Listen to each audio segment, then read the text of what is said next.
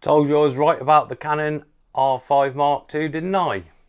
Don't get it. All right, I'm putting cases on all you bitches. Huh? You think you can do this shit? Jay! Canon R5 MK2 and the R1 for that matter. What are Canon doing?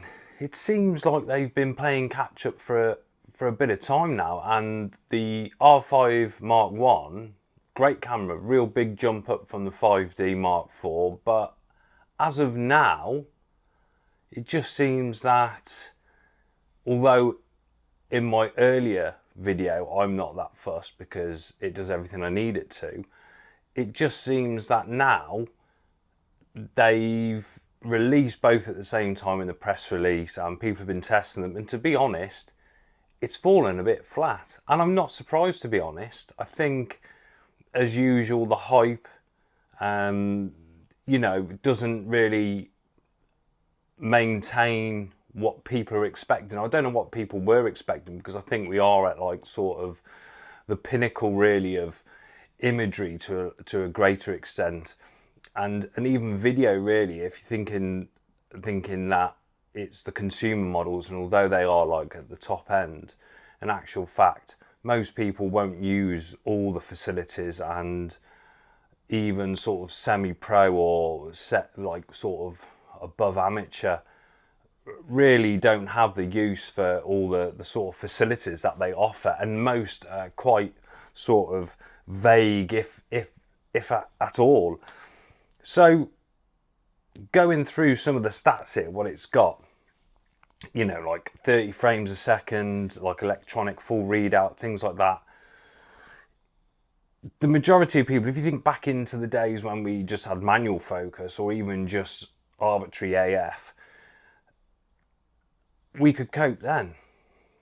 We got by then. We got by 5 years ago with a lot of stuff. And like with Sony, they were ahead of the game anyway. But we coped then. We managed. So all this new, dual pixel intelligent AF system, I mean, it's just, the majority of it's just garbage. It's just like words for the sake of words, really. So I'm sure, obviously I haven't got it to test, but I'm sure, yeah, it's good. But in actual fact, I don't really struggle shooting people, whether it's sports, action, or whatever it may be. The tracking works well. And yeah, obviously sometimes, it will sort of go in and out depending where it's trying to focus. But then again, you're going to have that problem with the AI and all this, inserting images of people into the bank of the 10 images that you can choose. That's all very well, and people saying, oh, it worked well at weddings, but it's very limited. We're talking 1 or 2 case scenarios where you're going to be using that, and do you really, even if you're nailing those functions down to like the sort of extra buttons and stuff to the custom functions, I just really don't think it benefits anyone. And I'm not here to say that there's things missing, because I don't think they could have added anything really. I really can't think off the top of my head where they've added something exemplary and I'm like, yeah, I'm going to sell up.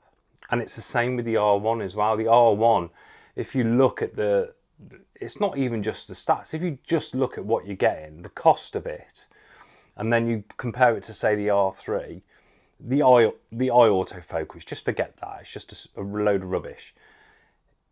If you look at the R3 and you're looking at something like an R1, get the R3. You're going to save a stack of money. It does everything. Apart from the dual CF, which is better in the context of the CF cards are cheaper than SD cards and they're better.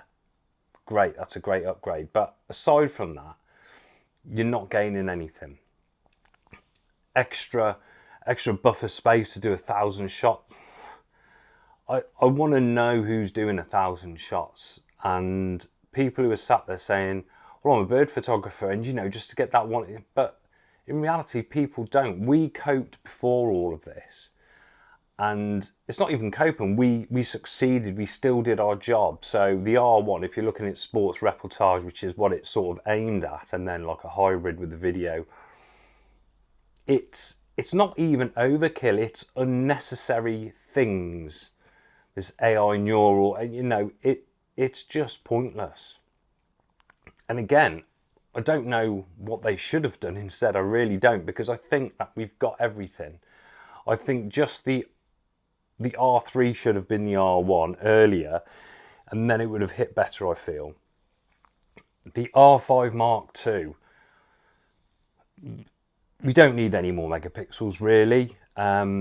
We don't need any more speed with the EF.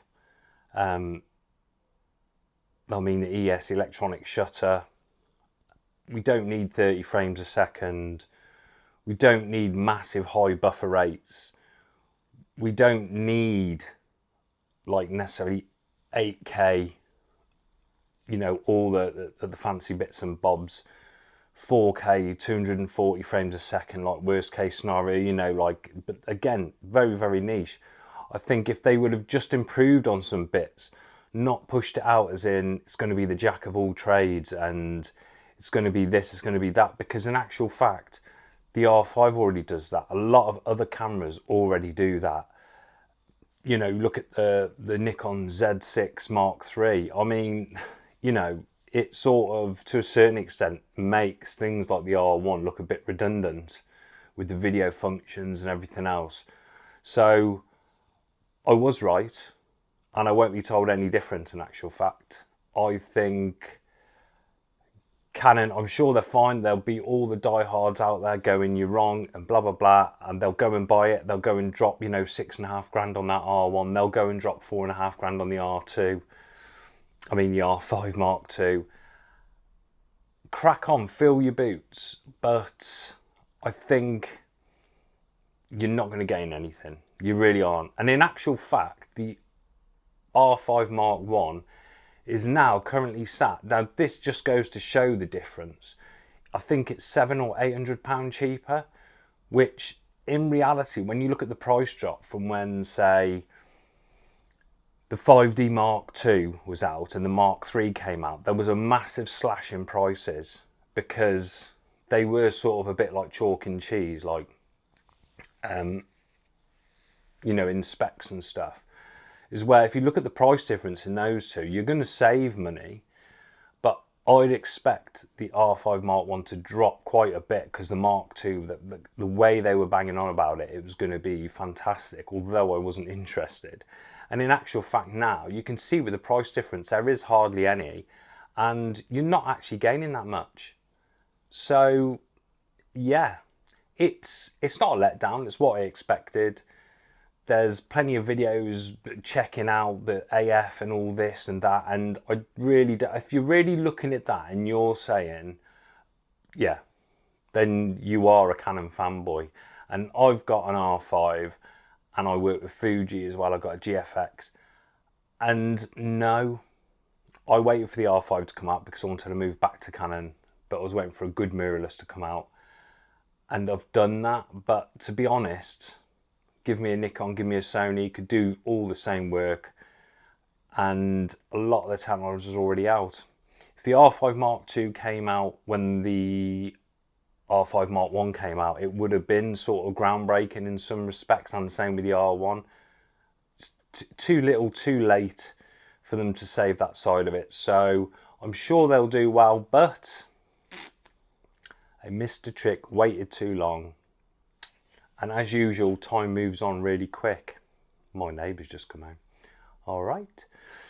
And that's it. You're going to hate it. Tell me in the comments. Tell me how much they've improved and that you're going to go and buy it and drop a stack of cash on it. It's neither here or there. I don't think we got what we expected. But there we go. It's not a problem. Still got my R5, still got my GFX. I'm happy as can be. I will see you soon. Ta-ta.